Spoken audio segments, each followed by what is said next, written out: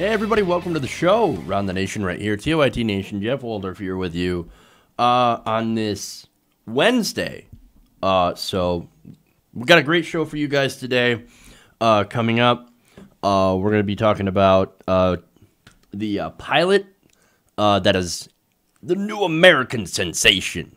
It's actually a very positive story, and I don't really bring those to you guys all that much, but I know some of you have requested a positive story now and then, and it sounds like the perfect time. Then we're going to talk about Stormy Daniels, a little bit of an update on that. That's fun. Scott Pruitt, and the ongoing list of scandal that he is involved in. It does not stop. It is right there. It is in your face. Absolute corruption. Also reporting by popular demand, Yemen.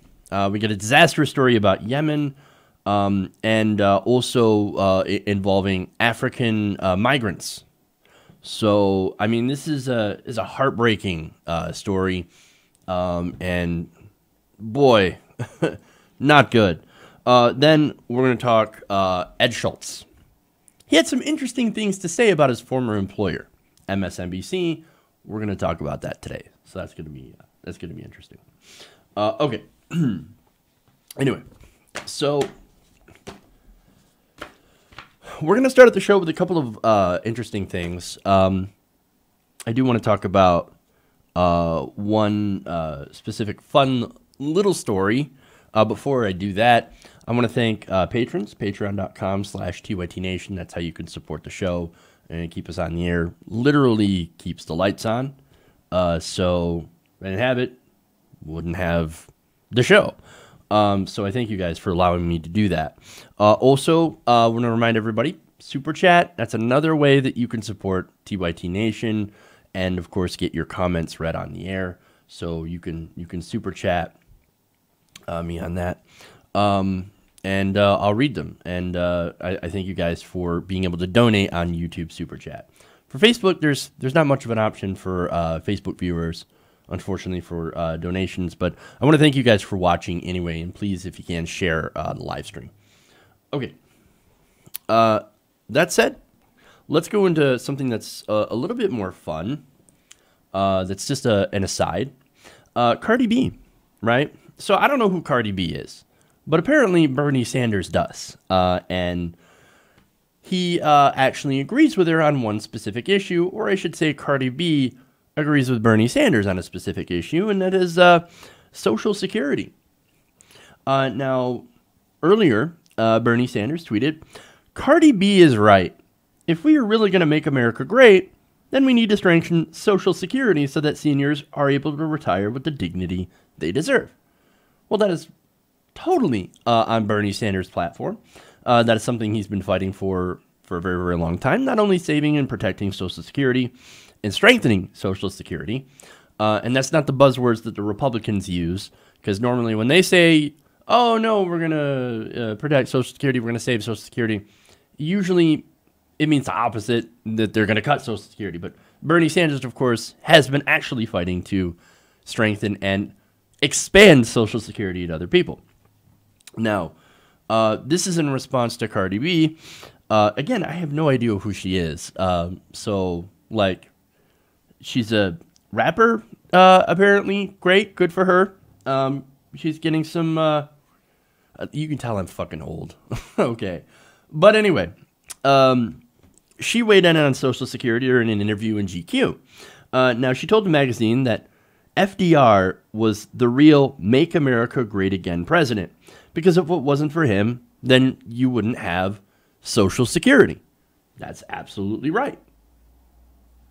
So, great. Yes, I agree with that. There are things that FDR did that I didn't agree with. But overall, all the New Deal programs are amazing. And they helped actually set up the greatest time in American history where people were actually taken care of if they're sick. And, you know, look, his work is unfinished. I believe we need a second Bill of Rights, an economic Bill of Rights, and a federal job guarantee, and living wage, and of course, Medicare for all. So single payer healthcare. So look, hey, if she's in favor of those things, awesome. I will become a fan of Cardi B this second. Let me go Google her. Google some of her music. But anyway, I just thought I would start off with something fun like that before we get into the rest of the stories. All right. So let's move into the stories. Okay.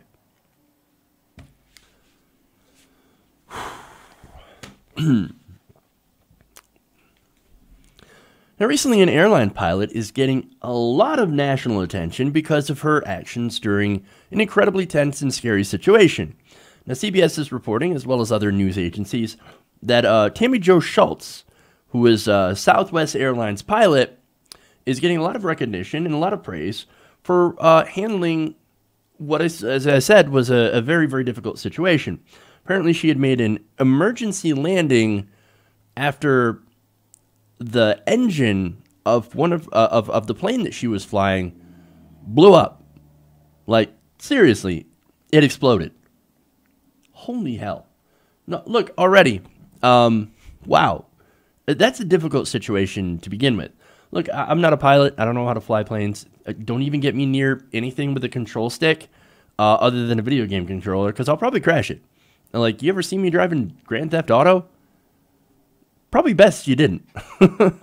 But anyway, so she's flying this plane, and there was an accident. And of course, there was, what was it? Let me go to the article here. The twin-engine Boeing 737 that left New York with 149 people on board was hit by shrapnel that smashed a window and damaged the fuselage, killing a passenger and injuring seven others, I should say. Now, look, again, one passenger did lose her life. That was, she was identified later on as Jennifer Riordan of New Mexico. So, of course, to her family and friends, and my condolences for that, for her loss. She was unfortunately killed during the decompression of the cabin. Travelers said that passengers tried to bring her back into the plane after she was pulled partway through a smashed window. Oh, God, that's horrible. Horrific.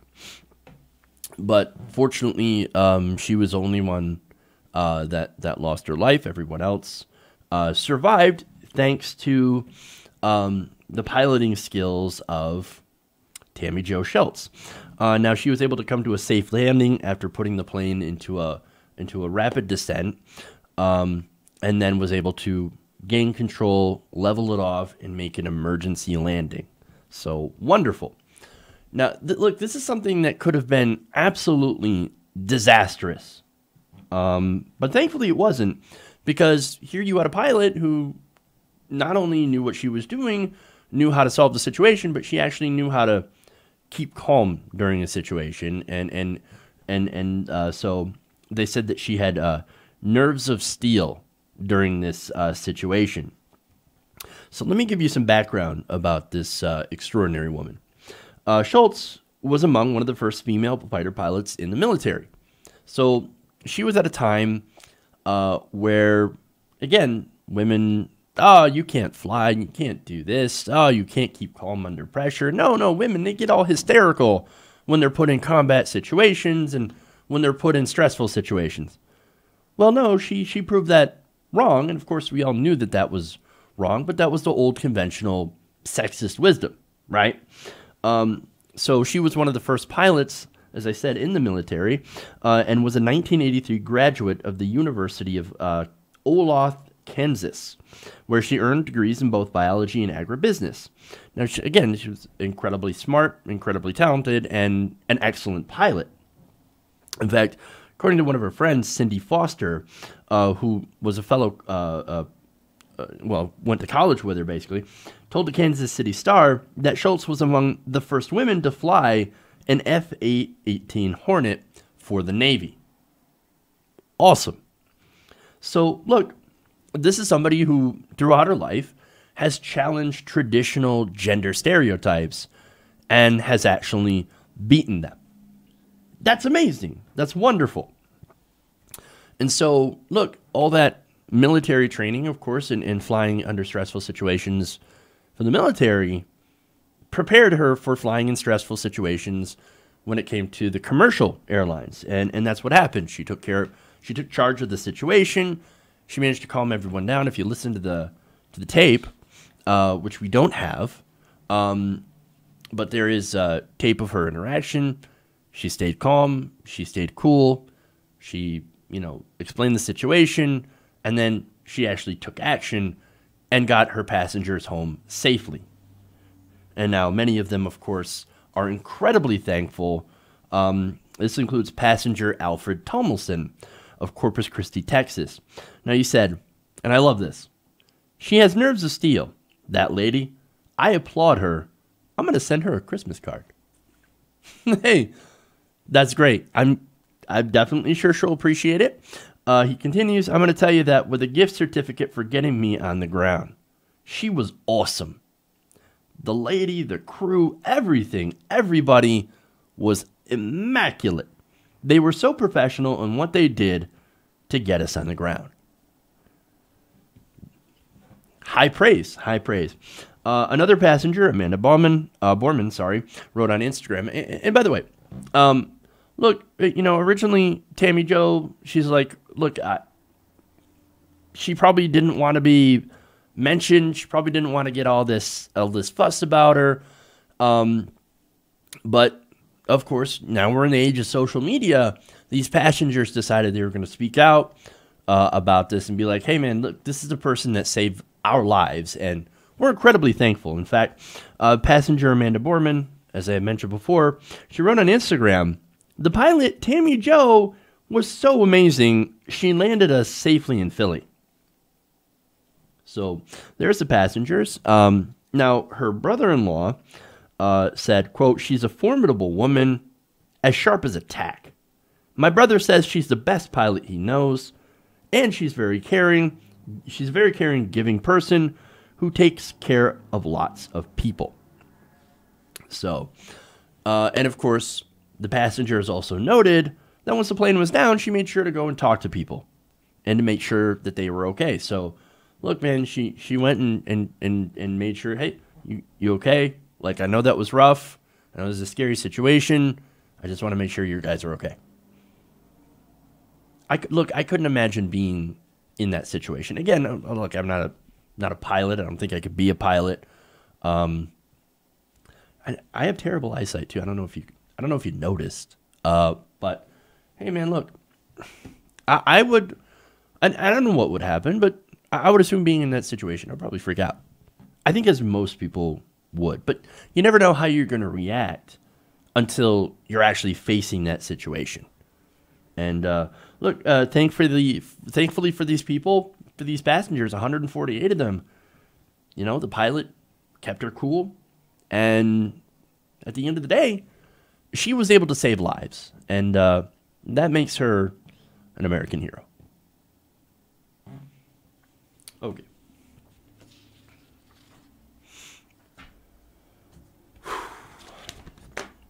So that's good news. Now let's go to the absurd. Stormy Daniels. It's about to get stormy in here.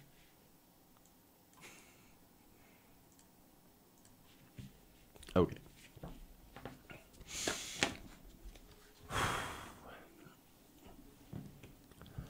Now, the allegations that Trump's personal lawyer, Michael Cohen, paid off a porn actress continued to take the White House by storm. I know that was completely unnecessary, but I did it anyway. What are you going to do? Now, after Clifford's, a.k.a. Stormy Daniels' attorney, put out a sketch of the man who allegedly threatened her, and of course that threat was years ago, that basically, hey, look, you shouldn't talk about this, all right? If you talk about this, some bad things are going to happen. Talk about what? Well, the alleged affair with President Trump. Now, the lawyer tweeted that out, that sketch, which prompted the president to tweet this in response. A sketch years later about a non-existent man, total con job, playing fake news media for fools, but they know it. Oh, do we know it? Really? Do we? No, I don't think we do. Because, for one, I don't think it's fake at all. Look, when Trump says something is a total con job, there's a good chance that you should look into it because it's very likely that it's not a total con job. Again, you can usually gauge how true something is by Trump's reaction to it, right? The more he calls it fake and phony and con job and not true, fake news media sad, the more likely it is the opposite of those things, that it actually happened. Look, in my opinion, there's no way he doesn't know about the $130,000 payment to Miss Clifford's. There's no way he doesn't know about the threats. I mean, look, and the reason I say that is what a lot of people are missing or have forgotten due to the just immense amount of scandals surrounding President Trump is that he has done business with the mafia. I'm serious. Yeah, I know people freaked out when Comey during that interview said, "Oh, you run things like a mob boss." Well, maybe he does because that's what he knows. Again, New York City, real estate, mob ties, shady buildings. Come on, man. It all makes sense. By the way, I want to go and back this up because, look, I'm bringing my receipts, right? I'm bringing facts to the table. This is according to an article last year in Politico written by David K. Johnston about Trump's mob ties. He writes, Trump's career has benefited from a decades-long and largely successful effort to limit and deflect law enforcement investigations. Oh, he's been under investigation before. He kind of knows how this works. Into his dealings with top mobsters, organized crime assets, labor fixers, corrupt union leaders, con artists, and even a one-time drug trafficker whom Trump retained as the head of his personal helicopter service.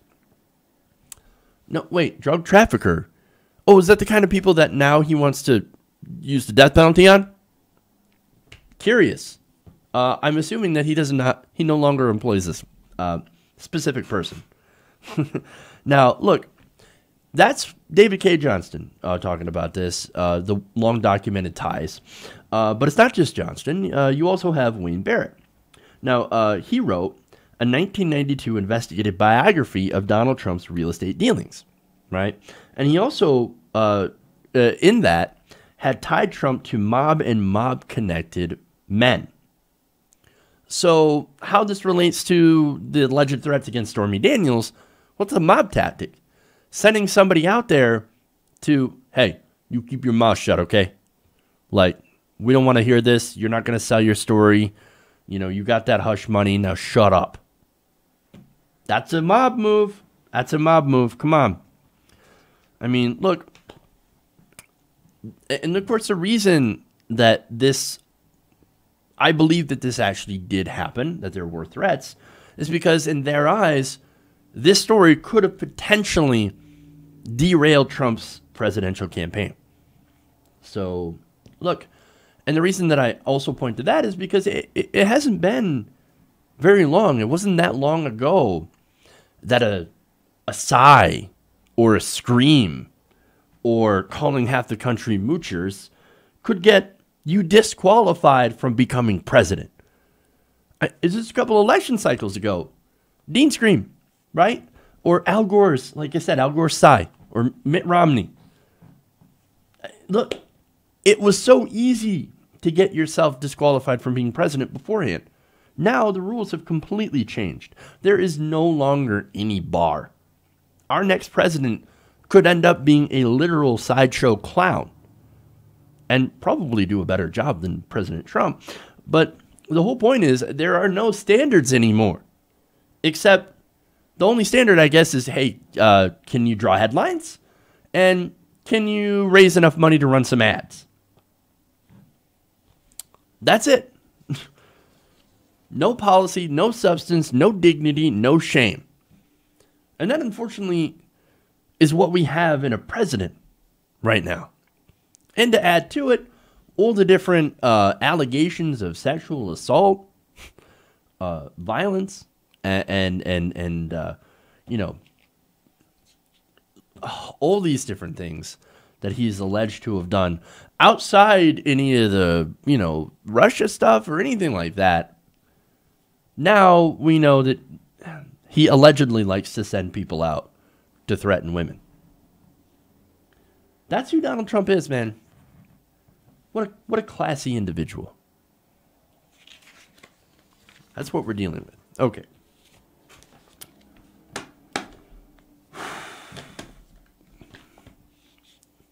All right. Let's move on to corruption. There is corruption in this establishment. No kidding. Didn't see that one coming. Okay.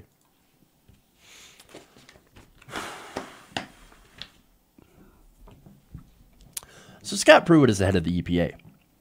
We all know about Scott Pruitt. He's a climate change denier. He sued the agency multiple times before becoming the head of it. And he has basically changed the agency into, or from something that was supposed to protect the environment to actually protecting corporations against environmental regulations. So that's the direction that he has taken the EPA. And of course, look, the fact that he's even EPA director is, it should be incredibly frustrating to a lot of people. And we should all be very, very worried, especially with, again, deregulation and climate change, when we should actually be doing something about climate change in order to try to stop it or try to put a stop to making it even worse. But unfortunately, that's not what we're doing. He's taking us in the complete opposite direction. Now, aside from that, the guy is also involved in about 5 or 6 different scandals at the same time. He's almost as bad as Trump. And that's pretty bad, right? Except that his is more, hey, I'm going to go and waste taxpayer money on special things that I believe that I deserve. Oh, well, this is interesting. Okay. Now, let me give you an example of what he's been doing. Last year, news broke that he tried to have a $40,000 soundproof booth installed in his office. Now, why would you need that? Well, so that my employees don't even hear what I'm saying. Why would you care unless you're doing illegitimate business? Unless you're maybe actually doing something that is against the entire purpose of the EPA. Oh, right. Yeah. That's probably exactly what he's doing. Now, the Nonpartisan Government Accountability Office just recently said that this purchase violated the law because the EPA had not notified Congress before spending that money. So, oops, now he's in trouble for that. Not only that, but he also continues to fly first class, which is against government custom, and when possible, on Delta. Why Delta? Well, it's because he wants frequent flyer miles. So, wait, he wants to get frequent flyer miles on our dime. Where's my miles? I want frequent flyer miles. That's my money. That's my money going to your posh flight. That's bullshit. Absolute bullshit. Not only that, but look, he had asked the staff to schedule trips back to Oklahoma. Well, where he's from. Now, why would they do that? Well, it's because he wanted to spend weekends at home there. But wait, he's using official money, official going there and saying that he's on official business. So therefore, he can get his flights paid for. So because he's doing that, official business, he apparently has his aides say, or has said to his aides, find me something here to do. Like, okay, so I'm here, I use taxpayer money, that looks really bad, so find me something to do, okay, so that I can go home on the weekends and not get in trouble for it. Well, you got in trouble anyway. Now, this is according to evidence presented by to Congress by a former EPA deputy chief of staff. This is a guy who called out Pruitt's excesses in the first place. Oh, and look at that. He got forced to resign. Call out corruption in the Trump administration, and they force you to leave. Surprise, surprise, right? This is a guy who's going to drain the swamp. Not only that, but his security detail, right? So Scott Pruitt from what I can tell, is incredibly paranoid. Oh no, I'm getting threats and things. And I can't have people listening to my calls. I need a soundproof booth. Now, I need an even bigger security detail. In fact, he tripled the size of that security detail, also at taxpayer expense. He ordered bodyguard coverage 24 hours a day, as if Scott Pruitt is important enough for that. Insisted on flashing lights and sirens to take him to the airport and to the restaurants. Can you imagine him pulling up to a restaurant with the sirens and lights? Wait, if you're paranoid, wouldn't you want to keep a low profile? No, of course not. Let's roll up in here like we're in a fucking parade. Ridiculous. And also, look, I covered this on the show, that $50 a night scandal for renting a room in a Washington condominium. So that's way below market rate. So that's a red flag. And the owners of the condo were also a lobbyist power couple that were pushing liquefied natural gas. Well, we find out that he took a trip to Morocco for official business, unofficial business, to push, guess what? Liquefied natural gas to the government of Morocco. Wow, what a strange coincidence that he happened to live in such a cheap condo owned by somebody that's into liquid natural gas. It's a lobbyist, and then he also pushed for liquefied natural gas. What a weird coincidence. I don't think it takes a genius to see that this man is incredibly corrupt. Which, look, to be honest, I don't think that's a bug, that's a feature. And Donald Trump looks at corrupt people and is like, yes, bring him in, bring him in, bring him in. Drain the swamp. No, we're going to drain the swamp right into the Oval Office. That's where it belongs. We're bathing in the swamp now. You are the swamp. And so, look, that's the reason that Donald Trump supports him, stands by him. Every time he's asked, no, Scott's doing a great job. I love Pruitt. Everything that he's doing is fantastic. Well, is it?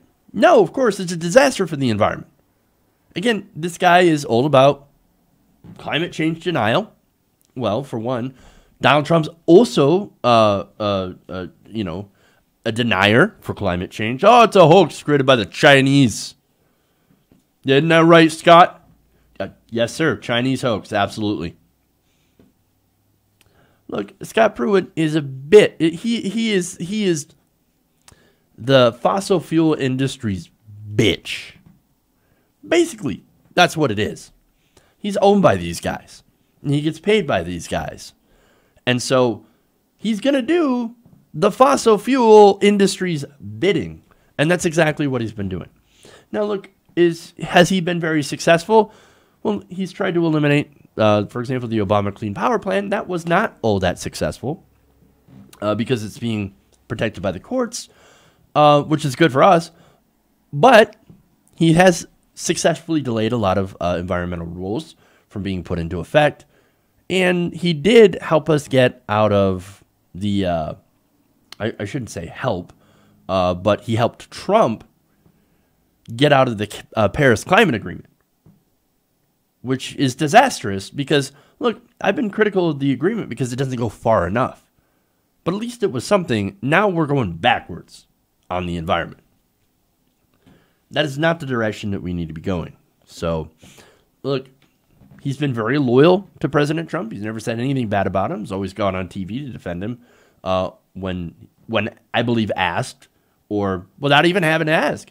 Takes the initiative. Oh, yes, no, I'm going to kiss your ass, Donald Trump. I'm going to go on TV and kiss your ass.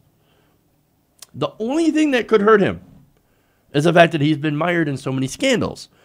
Now, it's not the scandals themselves. As I just mentioned, Donald Trump loves corruption. He doesn't care. But it's the TV time, right? Ooh, if you take up too much time in the cable news that distracts away from Donald Trump, well, then he starts to get a little testy. So that would be about the only reason that Donald Trump would consider firing him. Again, it's not the corruption. Trump loves corruption. Trump's corrupt too. But here's the thing, right? This level of corruption, for me, it appears to be unsustainable. And now I say that because it's so open, it's so nakedly open and in your face that you can't ignore it. Again, this is taxpayer money, right? Our money that's going to get somebody a bulletproof car, a bulletproof SUV. Now, look, most of you at home, I'm guessing your car probably barely runs as it is. I know I've certainly had problems with mine, and my wife as well.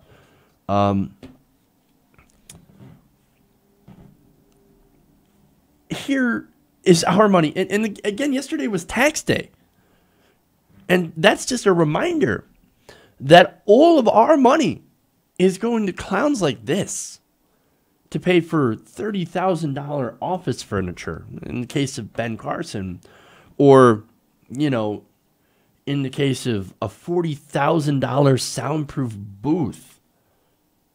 I mean, it's ridiculous. And look, we don't have sweetheart condo deals either below market rate. It's the corruption, man. And this is a swamp. And Scott Pruitt is an excellent personification of what this swamp actually is. Now, look, what he does at the EPA, it's really important. It impacts real policy. And so whatever damage he does there, that will exist long after Trump is gone. So even though, yes, he's using this office for corruption, he's also using this office to do great, great damage to the environment and to regulations. And that damage will exist long after Trump and that corruption is removed. Or not removed. Replaced, maybe? I don't know. But look, both in the realm of policy and when it comes to the norms of actually being in public service, like that second word, people seem to have lost the meaning of that. Service? Public service? It seems like the public is servicing these politicians. Not only that, but the politicians are also servicing the industries that lobby them in a slightly different way. And I'll leave you to figure out what I mean on that one. But look, they've forgotten about public service. Now it's all about serving themselves. And it's especially apparent now in the Trump administration. So my point is, if we continue to normalize this kind of thing and don't push to get rid of Scott Pruitt and don't push to get rid of Trump and the corruption, then it's only going to get worse from here. And I, for one, don't think that we can afford to do that. Around the nation.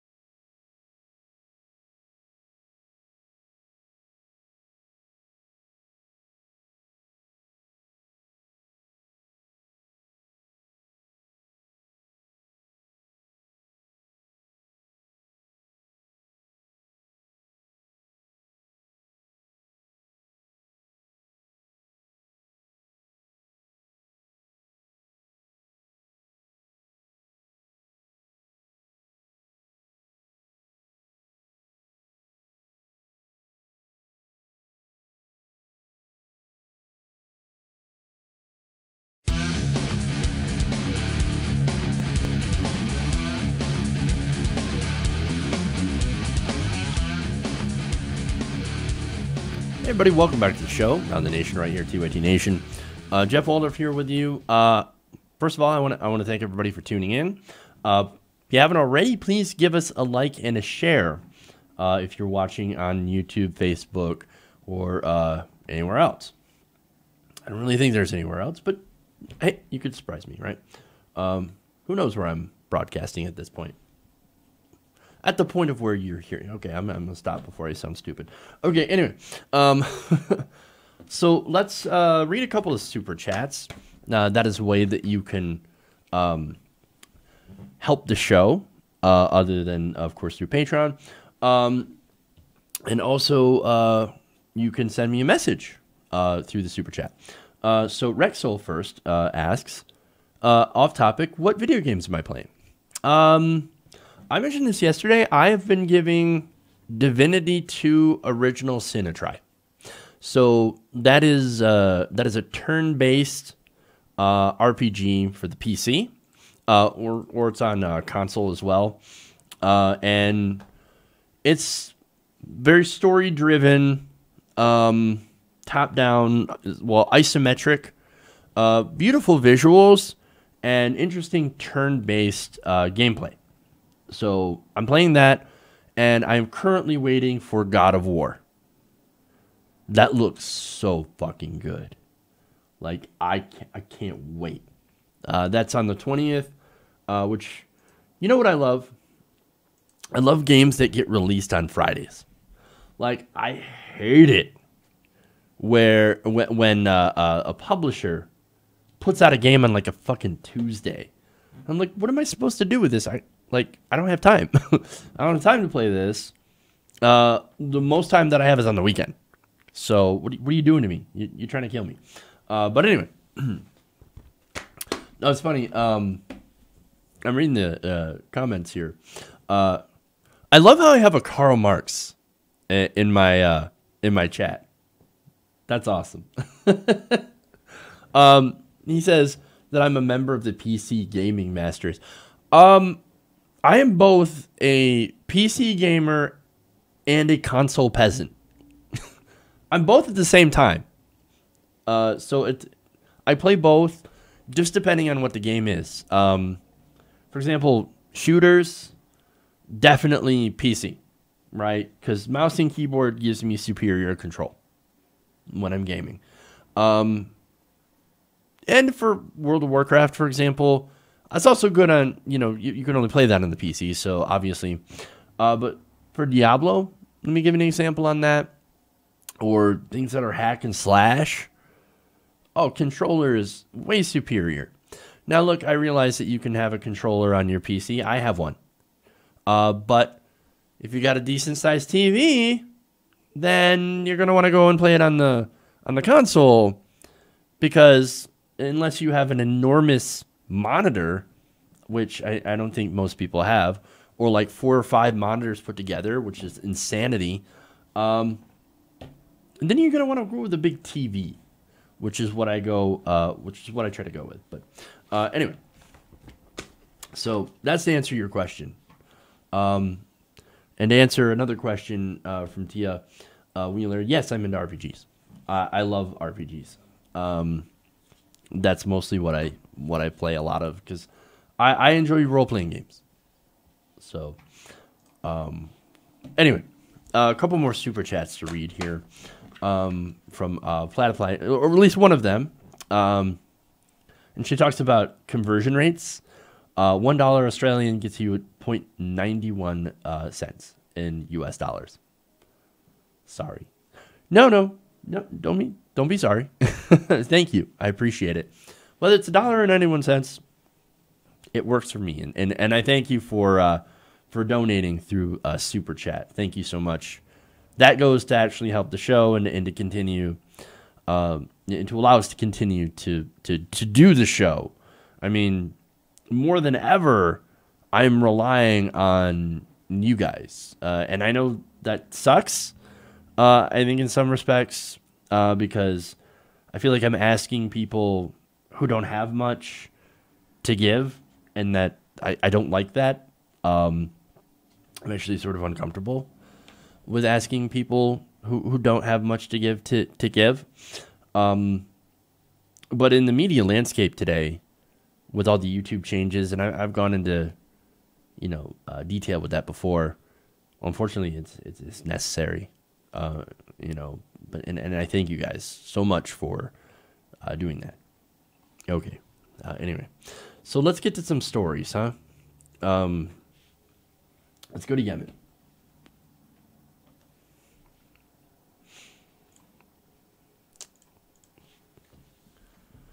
Okay.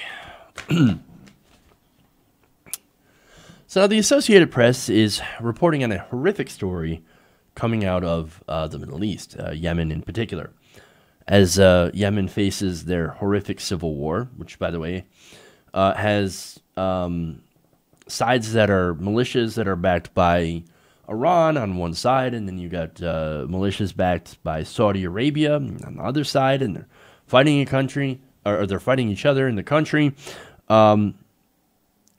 Yemen has been devastated. I mean, there's no way around that. And,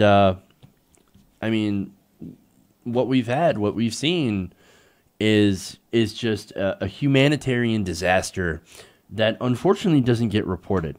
Now, to add on to this humanitarian disaster is a story about African migrants that are coming to Yemen. Now, they're facing their own crisis. And let me get into that. According to the AP, African migrants coming to Yemen have described to reporters horrific abuses, including rape and sexual assault of both women and boys at the hands of local security forces. Now, these local security forces happen to be backed by the UAE. That is the United Arab Emirates, according to an international rights group. Now, they said that migrants from the Horn of Africa continue to travel to Yemen en route to jobs in the oil-rich Gulf, despite the 3-year civil war between the Saudi-led coalition and Iranian-linked Houthi rebels. Now, look, imagine how bad it has to be for you to want to travel to or through Yemen to get to someplace safe. You're traveling through a literal battlefield. And there have been other terrible stories of smugglers, human traffickers, basically, smuggling people from Africa, so from sub-Saharan Africa to Yemen, throwing people off their boats in the middle of the ocean. There's also been boats that have capsized and people that have drowned. So, everything that's going on there, again, is a humanitarian disaster. And unfortunately, nobody seems to cover it. This doesn't get on cable news. They're talking about Stormy Daniels in Russia 24/7. And this kind of just absolute disaster gets left out. There's no room. And nobody reports on what's going on in Africa. And of course, Africa, as a result of a lot of what's going on, is Western exploitation, unfortunately. So, and Western intervention, which is what's going on in Yemen right now. Look, let me give you an example of what's going on. Just the humanitarian disaster that the Yemeni people are facing. Over 30 kids a day die from hunger. There's a famine that is sweeping the affected area, right, in Yemen. Not only that, but they've been suffering from the largest cholera outbreak in recorded history that has killed about over 2,000 people since October of 2016. So imagine how bad your home has to be in Africa, or how little opportunity there is in Africa to want to go to this country where you have a disastrous civil war, a sweeping famine, and an enormous cholera outbreak to deal with. And then imagine then getting to Yemen and having this happen. According to Human Rights Watch, security forces linked to the UAE, which is a leading member of the coalition. They're actually allied with Saudi Arabia, and Saudi Arabia is allied with the United States. They have systematically abused women and children before then forcing them to return to their countries of origin and preventing access to aid agencies. Man.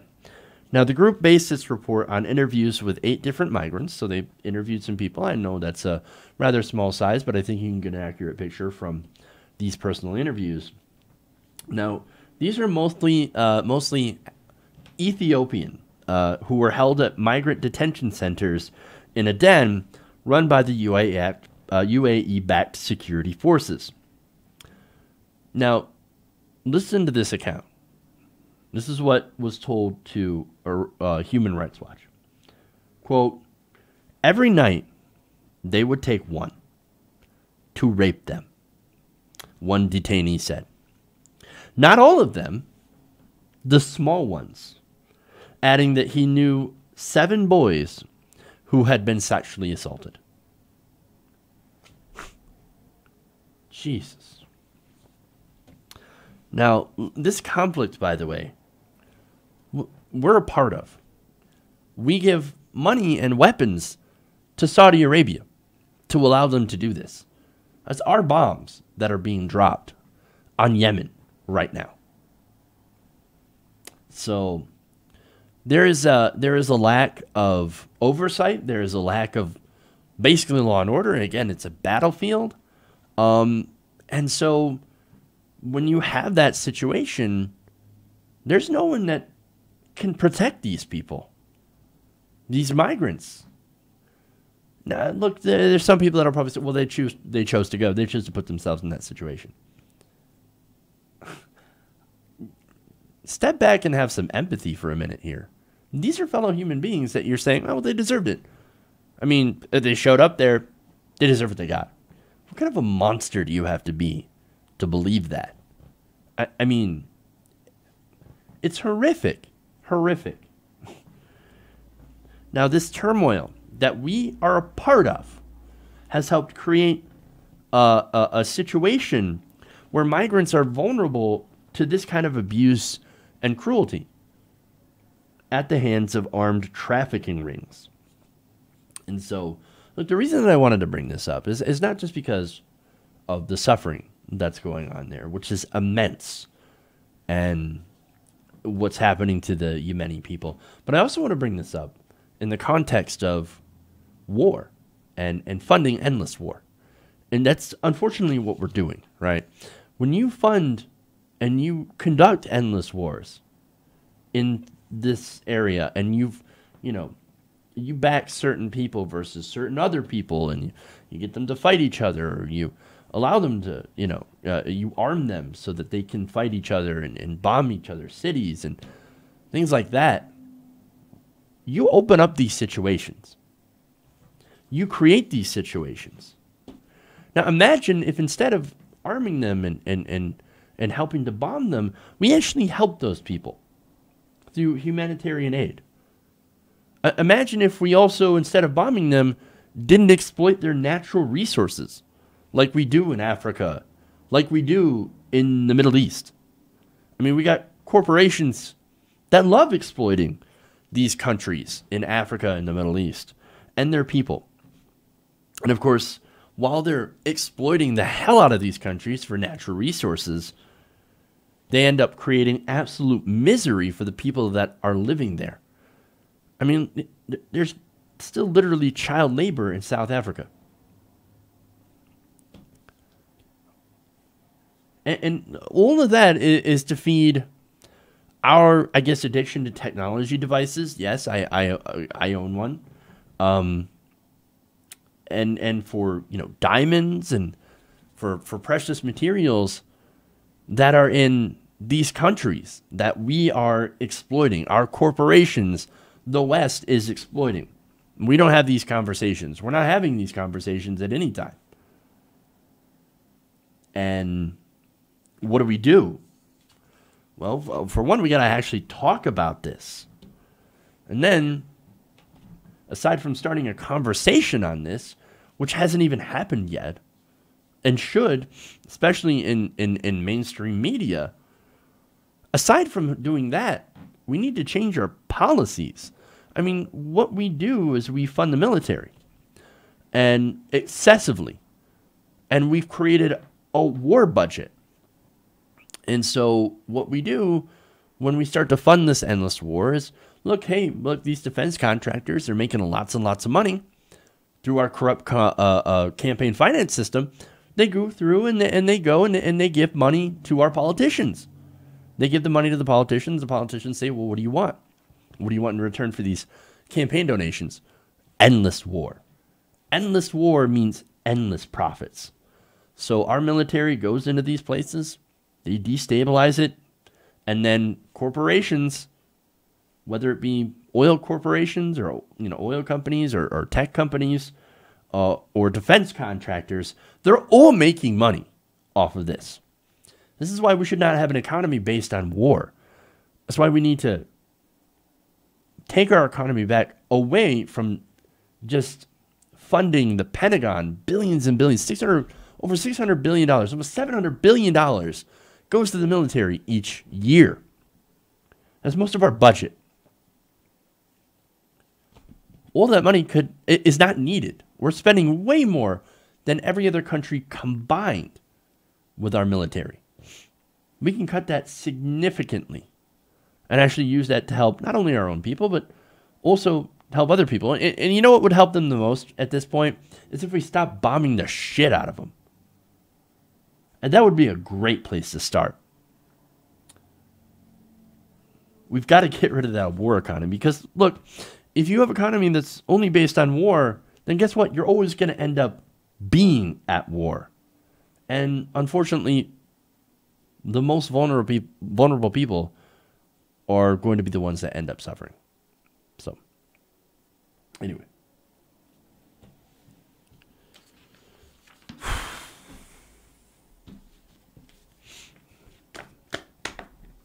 All right. Let's move on. Let's get away from war.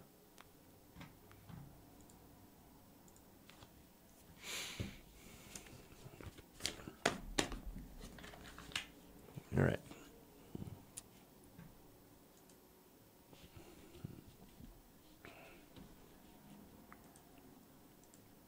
One more story here.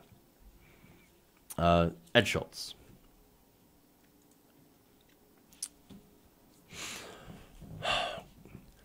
So former MSNBC anchor Ed Schultz has confirmed to us what many of us in new media have been saying for a long time about the 2016 primary. That MSNBC is basically a water carrier for the establishment. Oh, I know, big shock, big surprise. But nonetheless, this is confirmation. Now, Schultz used to be on MSNBC, had the Ed Show. I had watched the Ed Show. I didn't always agree with him, but the guy was a diehard union supporter.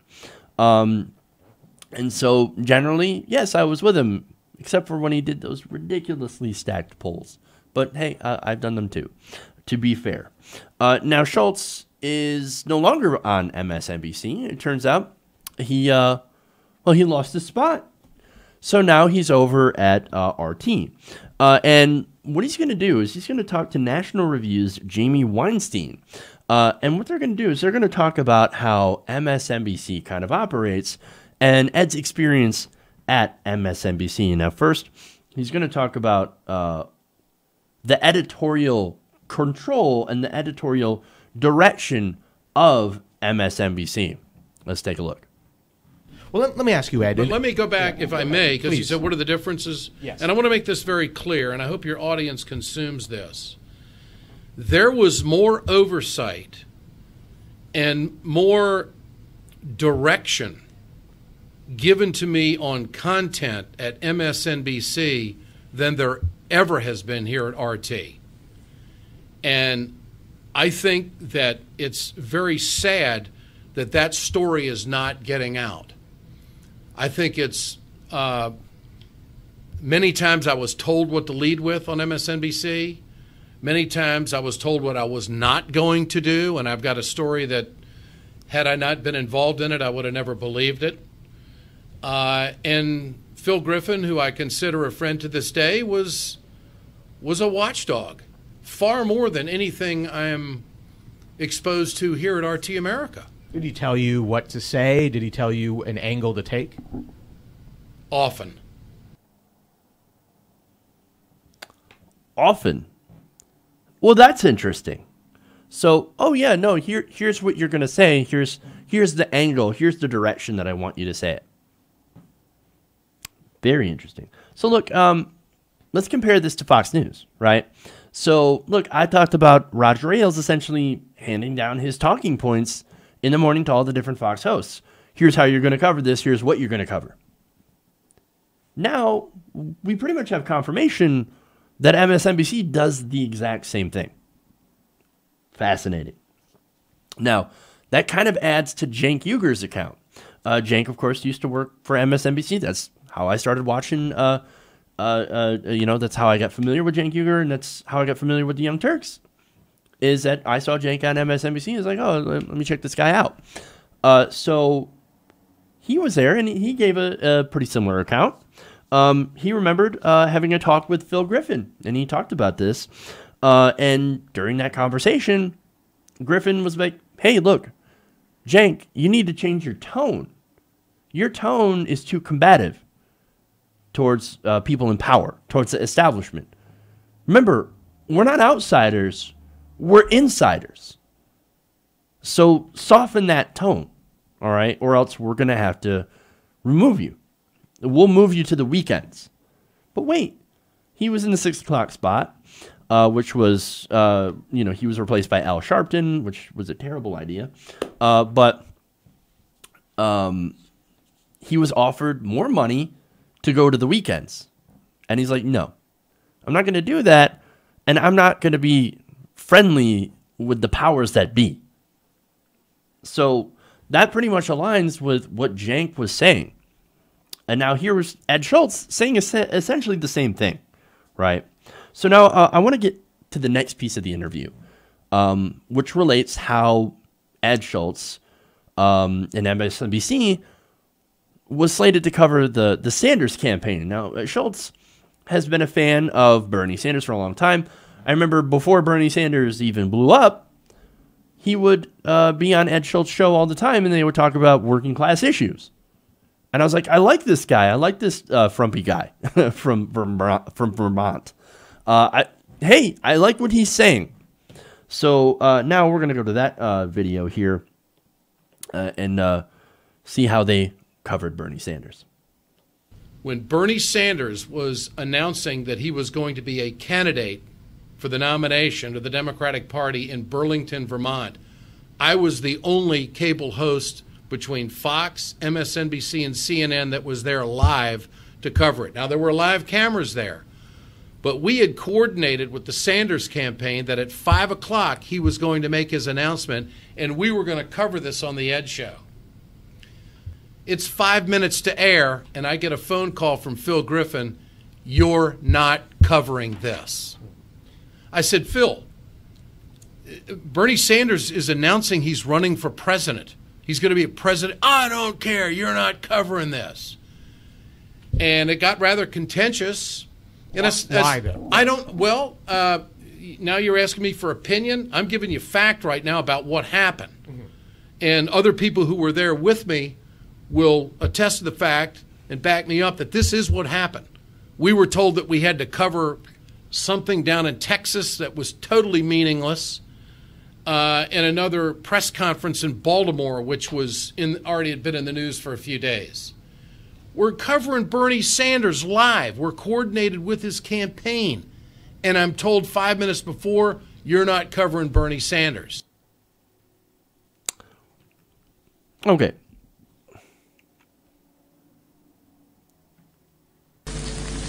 Oops. Okay. Well, that was a weird technical glitch. So there's Phil Griffin, right? According to Ed, saying, I'm going to call you up 5 minutes before you're going to cover Bernie Sanders and tell you not to cover Bernie Sanders. No matter what you do, don't cover Bernie Sanders. You got to cover something else. Look, I understand when there's breaking news and things like that. But remember, MSNBC and CNN, these are two stations that would not cover Bernie Sanders during the primary. In fact, they were actually more interested in covering Donald Trump's empty podium. So, like, no, we're not interested in covering anybody else. We're going to try and lift up Donald Trump, which that's true. And we're also, look, we've already got our candidate. We've already got Hillary Clinton. The outcome has already been decided. A democracy, no, we don't care about democracy. Primaries, no, we don't care about primaries. No. Hillary Clinton is going to win, and then she's going to go on to be the president.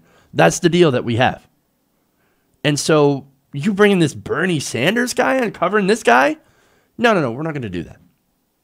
Well, Ed decided to do that anyway at 5:30, so later on.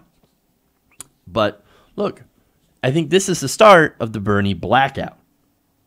Now, why would they do that? Well, look, yes, you could say it's my opinion that they had a preordained candidate and that they were doing everything they could to cover it. So that's my opinion. Well, let's hear Ed's opinion on that very same thing. I think the Clintons were connected to Andy Lack, connected at the hip. I think that they didn't want anybody in their prime time or anywhere in their lineup supporting Bernie Sanders. I think that they were in the tank for Hillary Clinton, and I think it was managed, and 45 days later I was out at MSNBC. From the start, the Clintons didn't want any competition. They didn't want Bernie Sanders around. They didn't want the Keystone XL pipeline. They didn't want to push her on that issue. They didn't want to push her on free education for all, and they certainly didn't want to push her on the TPP and also universal health care. Those were four main issues that Bernie Sanders, had he not been in the campaign, Hillary Clinton would have never had to address. And so I think the fix was in early on to Deep Six Bernie. To this day, it kind of pisses me off. Pisses us all off, actually. Because, look, he could have actually won had he been the nominee in 2016. Instead, we have Donald Trump. So, congratulations, MSNBC. Congratulations, mainstream corporate media. Congratulations, DNC, Debbie Wasserman Schultz, Hillary Clinton. You're the reason that we have Donald Trump. And that's not just my opinion. That's, look, you want to go through and talk about how many instances the DNC put their thumb on the scale for Hillary Clinton, made sure that Bernie Sanders did not have a fair chance in the primary? Yeah, we could go and do that. I'm always happy to do that. But look, for what I'm saying, how much more evidence do you need, right, that the fix was in? We know that Hillary Clinton used her connections to the media to elevate Donald Trump and to help ignore Bernie Sanders. And this is just more confirmation of that. So, look, in case you're one of those people that still believes, for some reason, that MSNBC is somehow liberal or progressive, come on. They're nowhere near it. These giant TV networks, they're all pretty much the same. They're all giant corporations. And so they're giant businesses, and guess what? They work for not only their advertisers, but they also work for their shareholders. That's what you get from mainstream corporate media. And you know what that means? That means they're always going to favor the same status quo that made them rich. That's the truth of media in America.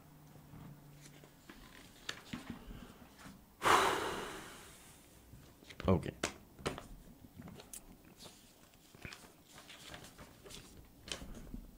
I'm out of time.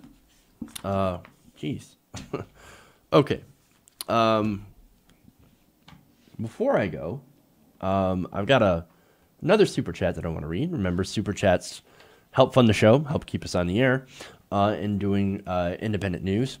Platypi again says, totally don't mind giving a couple bucks to a trusted source of information. Well, thank you. I I appreciate that I'm considered a trusted source. That makes me feel great. Keep up the good work. Thank you. Thank you. I appreciate that. So, as usual, you guys are amazing, and you're the reason that I'm here. You're the reason that I can continue to do this. You know what? Flint. I have not been doing the Flint. Guess what? You know what? I'm going to do the Flint story before I go. Fuck it. Let's do it live. All right, let's go back here and talk about Flint. I know, surprise. You're going to get an extra segment. Okay. So recently, Flint, let me start that again. So recently, Michigan Governor Rick Snyder ended the bottled water program for the city of Flint. Now, Flint, of course, has been dealing with having unsafe water, not being able to drink this water because of lead contamination, and they haven't had clean water for years. Now, of course, Snyder says, no, the water is absolutely 100% perfectly clean now. It's actually cleaner than other cities. Well, there are pictures and there's testimony, of course, that shows otherwise, but again, that's what they're going with, right? Now, in response to ending this bottled water program, the mayor of Flint, Karen Weaver, has decided to explore legal options to try to reinstate that program. On Monday, Karen Weaver and Governor Snyder decided to sit down for a meeting on what to do about Flint residents and their need for clean water, because that is a necessity, right? Now, did that meeting go very well? Not at all. In fact, Weaver said that the governor was dismissive about the concerns over these bottled water stations being shut down. And he basically told residents to, hey man, look, water's clean, get over it. Oh, get over it. Get over it. Oh, that's fun. Okay. Wonderful. Now, last week, as I said before, the government decided to stop giving away bottled water after they had determined that, oh no, the water's completely safe. But wait, nobody trusts the water, and for good reason. I mean, this was a failure at every single level of state government. And then you had the cover-ups, you had the lies, you had the dismissals, people being dismissed when they were bringing this up. Talked about this before. Everybody's concerns during the crisis were completely dismissed by state officials. Like, they would bring bottles of their water, and officials would be like, oh, no, that's completely safe. It's a little discolored. Would you drink it? No, I would not drink it. Well, then there we have our answer. They knew it was unsafe, and again, they would cover up. So, excuse the residents of Flint for being a little bit wary of when the government that has screwed them over and created this crisis in the first place says, we don't believe you. We don't trust you. You fucked us over before, and you've lied to our faces, and you've blamed us for, and you've charged us for poison water that we can't drink. You expect us to trust you?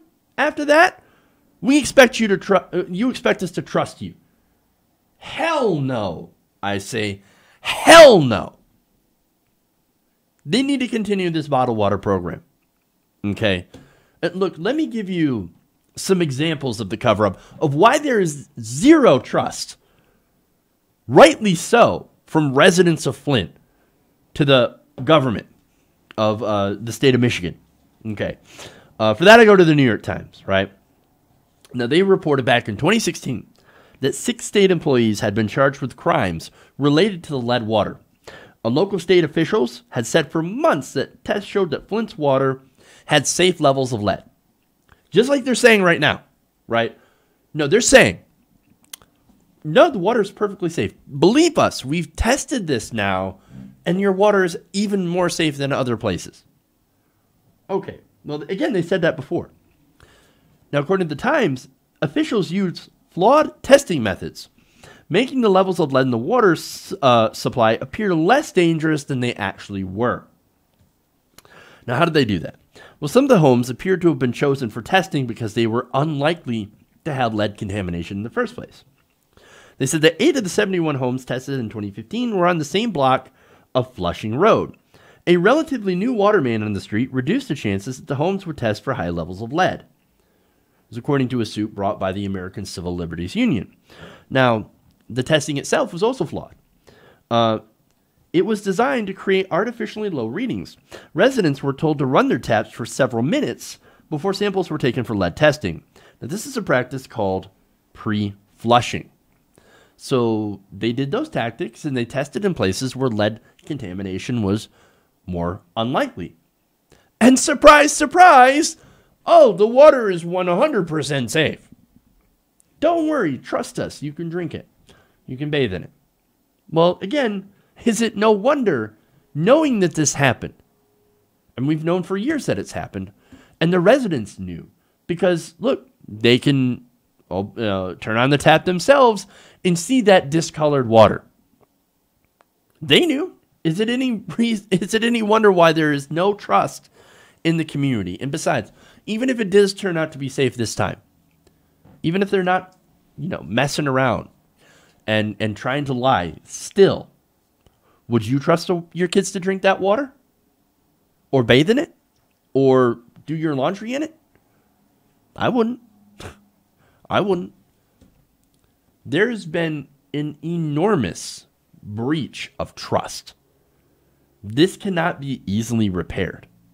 Now, Weaver apparently had told Snyder, I told him that this was a moral and ethical issue and the people of Flint deserve to be comfortable and have peace of mind and continue to use bottled and filtered water while we get through this process. However, the governor did not want to hear it. Well, of course he didn't. Because Governor Snyder never cared about the residents of Flint. A lot of these officials never cared about the residents of Flint. Well, they're poor anyway. They're majority minority, African American mostly, in that area. Why should we care about them? I know I don't give a shit. No, I wasn't elected by them. I was elected by rich Republicans.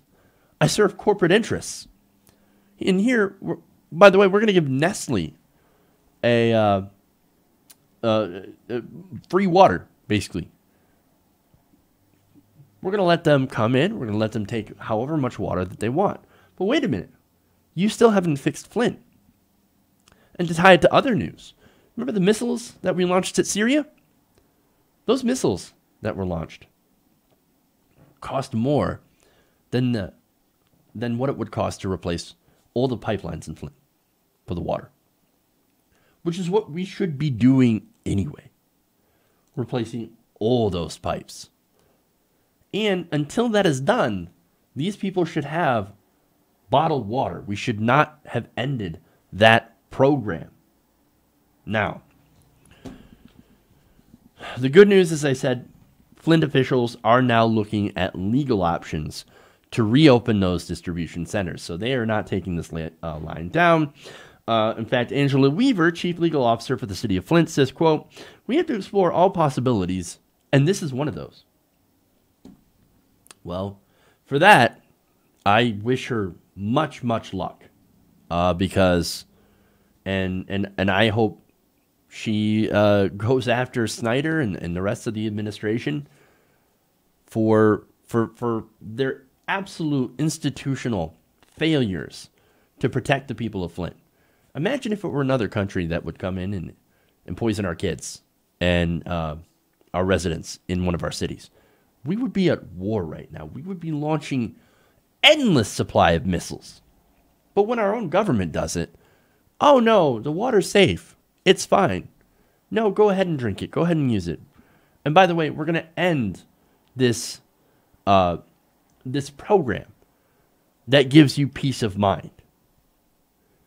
Again, is it any wonder why there is absolutely no trust? They don't deserve trust. And so, look, we got to bring back those water distribution centers.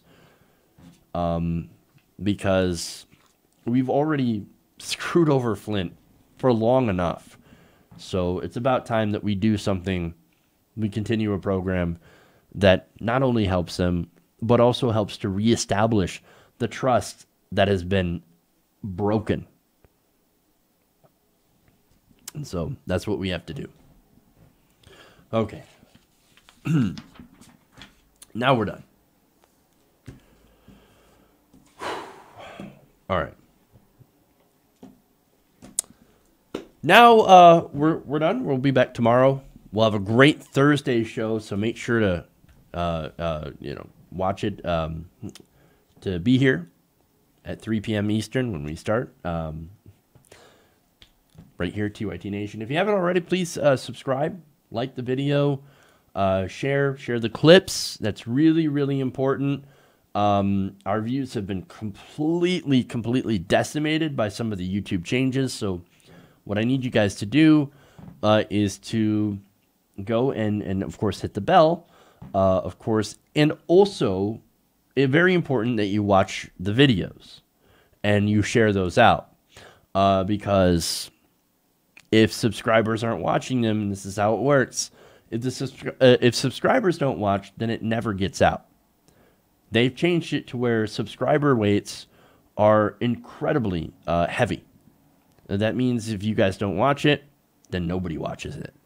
So, and so far, notifications only go out to very few people as well on subscribers. So there's a lot of problems with YouTube. So what I need you guys to do is to check back. If you don't get notifications for videos coming back, just come back to the channel and watch the videos and share them and all that. So that's what I need you guys to do. All right. Thanks, everybody. Love you guys. And remember, change begins with you. Good night, TYT Nation. We'll see y'all tomorrow.